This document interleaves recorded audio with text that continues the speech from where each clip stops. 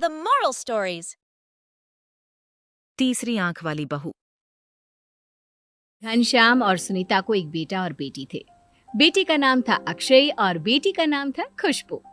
अक्षय की शादी हो चुकी थी और अक्षय की पत्नी का नाम अदिति था। अदिति घर के सारे काम दौड़ दौड़ कर करती थी। दिन में सोना तो जैसे उसने कभी सीखा ही नहीं था। रात को भी सोती तो ऐसी कि नींद की जरा सी आहट पर जाग जाती। वो क्या है ना, अदिति को घर के सब लोगों पर नजर रखने की बुरी आदत थी, इसलिए उसका दिमाग हमेशा कुछ न कुछ खुराफात सोचता ही रहता था।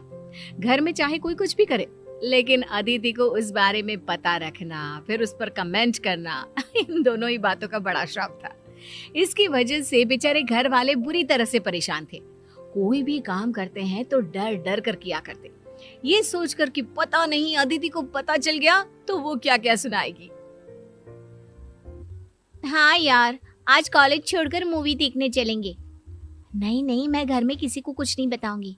हाँ, मम्मी से कहूंगी कि कॉलेज में एक्स्ट्रा क्लास है और बस उसके बाद सीधे मूवी और बाहर कुछ खा पी कर ही घर आएंगे। तभी पीछे से अदिति वहां पर आ जाती है। कहाँ जाने का प्लान बन रहा है खुशबू मैडम, और वो भी घर वालों को बताए बिना? अरे भाभी आप? हाँ, मैं यहाँ, और मैंने तुम्हारी सारी बातें सुन ली है। कॉलेज के बहाने पिक्चर जाने का प्लान बना रही हो ना तुम?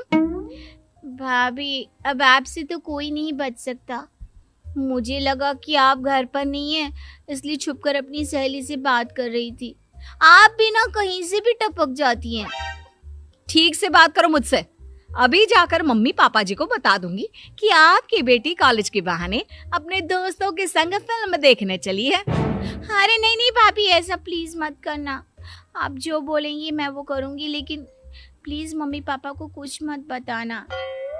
अगले दिन सुबह के वक्त, क्या बात है पापा, इस तरह चुपचाप क्यों बैठे हैं? आपकी तबीयत तो ठीक है ना? अब क्या बताऊं बेटा, इस उम्र में घर पे पड़े मन नहीं लगता। रिटायर्ड हो चुका हूँ, अब तो कोई दोस्त भी नहीं है। ये बात तो सही है पापा, इस उम्र में मन लगाना वाकई में बहुत मुश्किल होता है। आप कहे तो मैं आपको कहीं घुमाने लेकर जाऊं? क्या पापा जी, अब अपने बेटे से तो झूठ मत बोलिए। मतलब मैंने क्या झूठ बोला? मैंने देखा था पापा जी, सुबह सुबह जब आप मॉर्निंग वॉक करने जाते हैं, पार्क में कम से कम 10 से 15 दोस्त हैं आपके। किस तरह हंसी ठिठोली कर रहे थे आप सब। सब देखा था मैंने। हाँ दीदी, ठीक है बेटा, है मेरे दोस्त, बहुत सारे दोस्त हैं। मैं तो बस ऐसे ही उदास बैठा था, थोड़ा सर में दर्द हो रहा था ना, इसलिए। मेरी नजरों से कुछ नहीं बच सकता पापा जी, सब जानती हूँ मैं। मेरी ना तीनों आंखें खुली रखती हूँ। लेकिन बेटा, वो सारे दोस्त सुबह के वक्त मिलते हैं, उसके बाद तो सारा दिन बोर हो जाता हूँ ना मैं। पापा जी, मैं बताती हूँ आपको क्या करना चाहिए। किसी एनजीओ से जुड़ जाइए और उनके साथ काम करिए। इस तरह घर में सारा दिन खाली बैठे रहने से क्या होगा? लेकिन अदिति, अगर पापा को एनजीओ के साथ काम करने में कोई इंटरेस्ट नहीं है तो वो क्यों करेंगे? मैंने कहा ना, पापा जी के लिए वही बेस्ट है। मेरी जान पहचान का एक एनजीओ भी है, मैं वहां पर बात कर लेती हूँ। पापा जी, आप कल सुबह उठकर वहां चले जाना, आपका मन लगा रहेगा।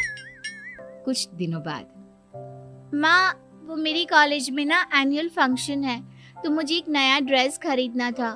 प्लीज मुझे कुछ पैसे दे दीजिए। खुशबू, अभी पिछले महीने ही तो तुझे इतना सुंदर ड्रेस दिलवाया था, वही पहन ले बेटा। मम्मी, वो ड्रेस तो मैं अपनी दोस्तों के सामने पहले ही पहन चुकी हूँ, मेरी फ्रेंड की बर्थडे में। अब फिर से एनुअल फंक्शन पे वही ड्रेस पहनूंगी तो अच्छा लगेगा क्या? तू बहुत बिगड़ती जा रही है, मेरी कोई बात नहीं सुनती खुशबू। मम्मी जी, मैं तो कहती हूँ खुशबू का थोड़ा ध्यान रखिए, कहीं ऐसा ना हो कि आपकी बेटी बिगड़ जाए। लेकिन भाभी, मैंने ऐसा किया भी क्या? ड्रेस खरीदने से बिगड़ने का क्या कनेक्शन है? चलो, ड्रेस खरीदने से ना सही, लेकिन छुप छुप कर मूवी देखने जाने से तो कनेक्शन है ना। क्या कहा तुमने? कौन जाता है छुप छुप कर पिक्चर देखने? आपकी बेटी खुशबू, और कौन पापा जी। और क्या पता ये नया ड्रेस किस लिए खरीद रही है। हो सकता है आप लोगों से झूठ बोलकर कल को शहर के बाहर पिकनिक मनाने भी चली जाए। भाभी ये आप कैसी बातें कर रही हैं? और वैसे भी ये मेरी लाइफ है। कॉलेज लाइफ सबकी जिंदगी में एक बार ही आती है। अगर मैं उसे एंजॉय करना चाहती हूँ तो इसमें गलत क्या है? वो सब छोड़ो, खुशबू साफ साफ बताओ, क्या तुम हम लोगों से झूठ बोलकर फिल्म देखने गई थी? नहीं मम्मी, ऐसा कुछ भी नहीं है। भाभी तो कुछ भी बोलती है। अच्छा, मैं कुछ भी बोलती हूँ? एक मिनट रुकिए मम्मी जी, मेरे पास ना सबूत है इस बात का। अदिति अपने फोन में खुशबू और उसकी सहेलियों का फोटो दिखाती है जिसमें वो फिल्म देखने गए थे। लेकिन भाभी, आपको ये पिक्चर्स किसने दी? कौन देगा? उस दिन मैं तुम्हारे पीछे पीछे गई थी तुम पर नजर रखने के लिए कि आखिर जाती कहाँ हो तुम। बहू, माना कि खुशबू अपनी सहेलियों के साथ फिल्म देखने गई थी, लेकिन इस तरह उसका पीछा करके उसकी जिंदगी पर नजर रखना ये तो अच्छी बात नहीं। हाँ बेटा, तुम सब लोगों की जिंदगी में इतनी दखल अंदाजी क्यों करती हो? तुम्हें क्या लगता है तुम सबको कंट्रोल कर सकती हो? कंट्रोल नहीं, इसे नजर रखना कहते हैं पापा। मैं ना अपनी सारी आंखें खोल कर चलती हूँ। अरे कल को कोई गड़बड़ ना हो, बस इसलिए। हाँ, आप लोगों को तो हर बात का बुरा लगता है। कुछ दिनों के बाद अक्षय अपने ऑफिस से काफी देर से लौट कर आता है। क्या बात है, रात के 10 बज गए। वैसे तो आप 6 बजे तक आ जाते हैं, आज इतना लेट कैसे हो गए? कुछ नहीं अदिति, वो बस ऑफिस में थोड़ा काम ज्यादा था, इसलिए देर तक रुकना पड़ा। कोई बात नहीं भैया, कभी कभी चलता है। वैसे भी ये आपकी लाइफ है। अगर आप काम के अलावा भी अपने लिए कुछ करें तो इसमें प्रॉब्लम नहीं होनी चाहिए किसी को। हाँ हाँ खुशबू, तुम तो अपने भाई की साइड लोगी ही, क्योंकि तुम भी तो यही सब करती हो ना। भाभी, मेरे कहने का वो मतलब नहीं था। और वैसे भी आप क्यों नाराज हो रही हैं? भैया ऑफिस से काम करके सीधे घर ही तो आ गए हैं ना। वो क्या है ना खुशबू, तुम्हारे भैया मुझे पागल समझते हैं। मुझे सब पता है। ये अपने दोस्तों के साथ पिछले 3 घंटे से आवारागर्दी करके घर आए हैं और यहाँ मुझसे झूठ बोल रहे हैं कि ऑफिस में काम ज्यादा था।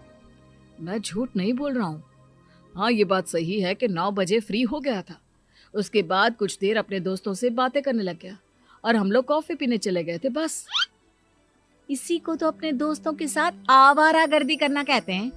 बीवी से झूठ बोलकर दोस्तों के साथ घूमते हो आप। लेकिन अदिति, तुम्हें कैसे पता चला कि मैं अपने दोस्तों के साथ कॉफी पीने गया था? अरे पता कैसे नहीं चलता, आपके दोस्त को फोन करके सारी खबर ले ली थी मैंने। आप पर पूरी नजर रखती हूँ मैं। मुझसे कुछ भी छुपाने की कभी भी कोशिश मत करना। अदिति, माना कि मैं तुम्हारा पति हूँ, लेकिन मेरी भी कोई पर्सनल लाइफ है। इस तरह नजर रखने का क्या मतलब है? अब आप इसे कुछ भी समझे, बस ये आदत है मेरी। और सुनो, अगली बार से ऑफिस से सीधे घर आना, समझे? घर में एक बीवी भी है जो तुम्हारा इंतजार करती है। आए बड़े दोस्तों के साथ कॉफी पीने वाले। इतना कहकर अदिति वहां से चली जाती है। उसके जाने के बाद, भैया, आपको नहीं लगता भाभी हम सबकी लाइफ को कुछ ज्यादा ही कंट्रोल करती है? मेरा मतलब, आप और मैं तो क्या, लेकिन उन्होंने तो पापा को भी नहीं छोड़ा। वही तो, मैं भी परेशान हो गया हूँ अदिति की इस आदत से। हर बात पर नजर रखती है। यार, मेरे किसी दोस्त का कॉल आया, मैंने उससे बात क्या कर ली, मैं कहाँ जा रहा हूँ, क्या खा रहा हूँ, ऐसा लगता है जैसे मेरी पर्सनल लाइफ तो है ही नहीं। और मैं अपने बारे में क्या बताऊं भैया, भाभी की नजरों से तो बचना बहुत मुश्किल है। अपनी किसी सहेली से फोन पर बात भी करती हूँ ना, तो उसकी सारी डिटेल भाभी को पता होती है। जानते हैं, मेरी सारी सहेलियों के नंबर अपने फोन में सेव करके रखती है और कभी भी किसी से कुछ भी पूछ लेती है। वाकई में मेरी बीवी से तो भगवान ही बचाए। और फिर कुछ दिनों के बाद, बहू, मैं जरा अपनी सहेली को मिलने जा रही हूँ, 2 घंटे में लौट आऊंगी।